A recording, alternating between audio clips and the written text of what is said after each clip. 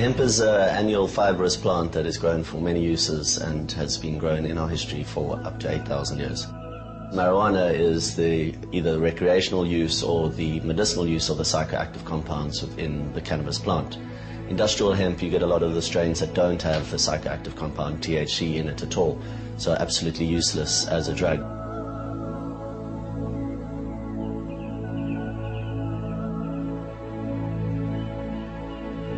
The history of hemp has been traced back to China to 6,000 to 8,000 BC, and it is thought of to be the first plant cultivated by man for fiber uses.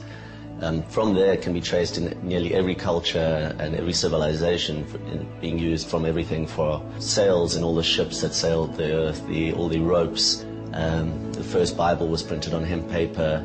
It was used in the building of the pyramids. Hemp moved across also through the sailing ships into the American colonies and was actually grown by George Washington and Thomas Jefferson. And people don't realize that the first drafts of the American Declaration of Independence were actually written on hemp paper. You could pay your taxes with hemp as well. Hemp is prized for its multitude of uses, and also Britain wouldn't have ruled the seas so much if they didn't have access to Russian hemp.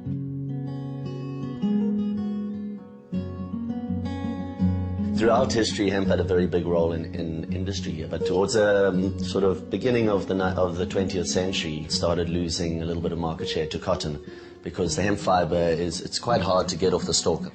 In 1930, a man called Schlichten invented a new machine to take the fiber off hemp while it was green. The Hearst Corporation bought up the rights for this machine. They then squashed the design for this machine and ran a campaign with DuPont, who had just invented nylon, and a lot of the petrochemical industries as well, to get hemp banned because it was now competition.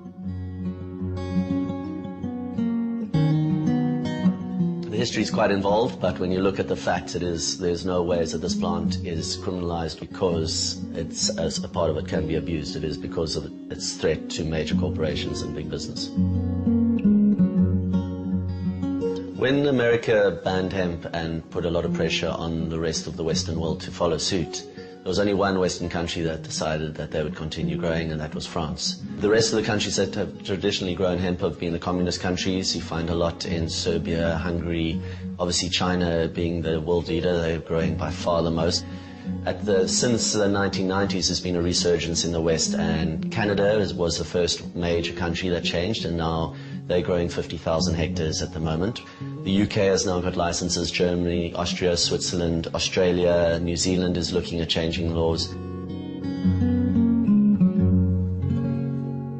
The major use that most people know these days is for the textiles. The fiber of the hemp is 3 times the tensile strength of cotton, and it's a hollow fiber, so it's a lot more breathable. Wearing hemp, it's comfortable, it's breathable. It's the classic saying is it wears in, not out.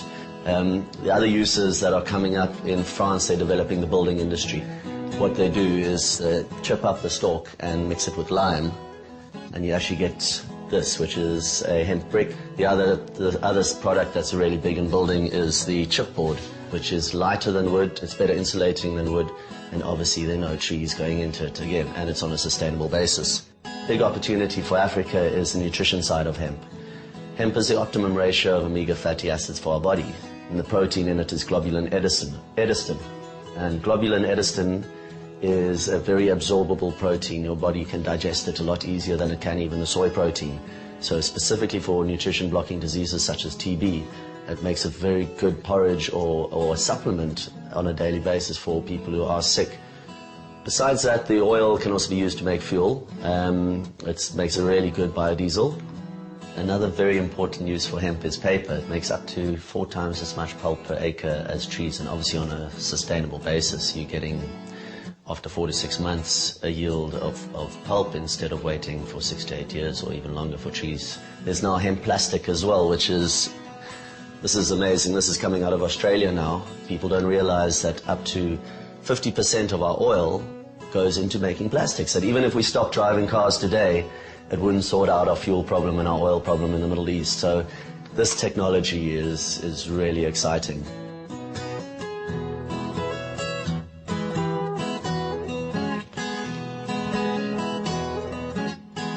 Environmentally, hemp is a very positive plant because it grows very fast, so it absorbs a lot of carbon, which, as we all know, this is a big issue with global warming. It also cuts down your use of pesticides and other chemicals in the farming practice, so it will stop the pollution of rivers and land and all that. The Canadian company has worked out, they grew an acre of cotton and an acre of hemp and tested the inputs of water and pesticides. And a hemp t-shirt uses 300 liters less water and a cup and a half of pesticides less than cotton. So that is amazing. That you can actually see the effects immediately on planet saving and your costs reduction for a farmer to grow hemp versus cotton. In South Africa, currently the situation is that hemp is only grown for research purposes. It is controlled by the Department of Health, and the permit is, at the moment, currently a permit to grow a narcotic drug. It is a situation where our government is yet to recognize the difference between industrial hemp and medicinal marijuana or dacha on that side.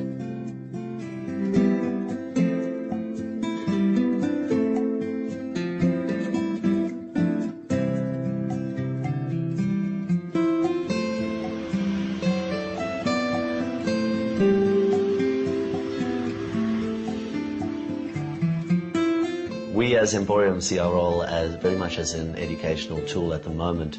Our tagline is innovate, educate, cultivate. Innovate, we're trying to show as many different products as possible to show the versatility of the plant.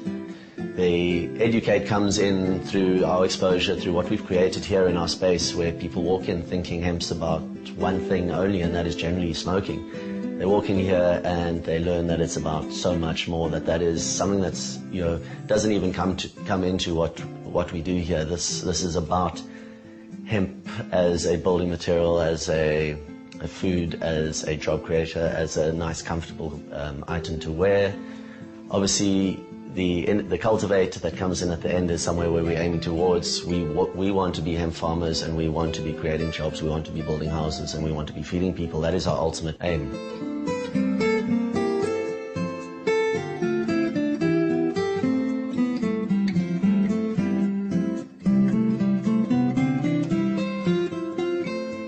I feel there's a big future for hemp in South Africa in the way that the solutions it offers are so much more needed here than they are in any of the first world countries. Here we need people to have jobs, we need people to be growing organically and looking after our soil, we need people to have houses that are built nicely. They aren't these cement brick house with a tin roof that are absolutely terrible to live in. And then nutrition for people to feed themselves properly and to actually feel full and to have a healthy lifestyle. So it can offer a lot on that side. So yes, the future is bright if we can just get it through the system and get it to a place where a farmer can actually grow hemp as an industrial crop.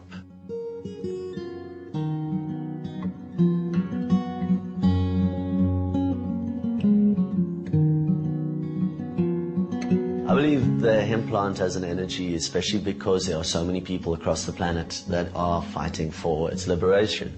There are people who are really putting a lot of energy in educating and showing people the potential for this plant, and it is a plant that has been done an injustice. So wearing it has spirit as well, because you feel in your spirit that you're making a difference, not only in your showing to yourself or to your friends or educating people as to what you're wearing, but also in the environmental side, in the consciousness that you have saved pesticides, you have saved water as well. Usually you'll find people who are more spiritual will seek out a product such as hemp because they are now thinking, and consciousness is basically thinking and becoming aware, and very much aware of what you put on your body or what you put in your body and what you do to your immediate surroundings and the planet as a whole.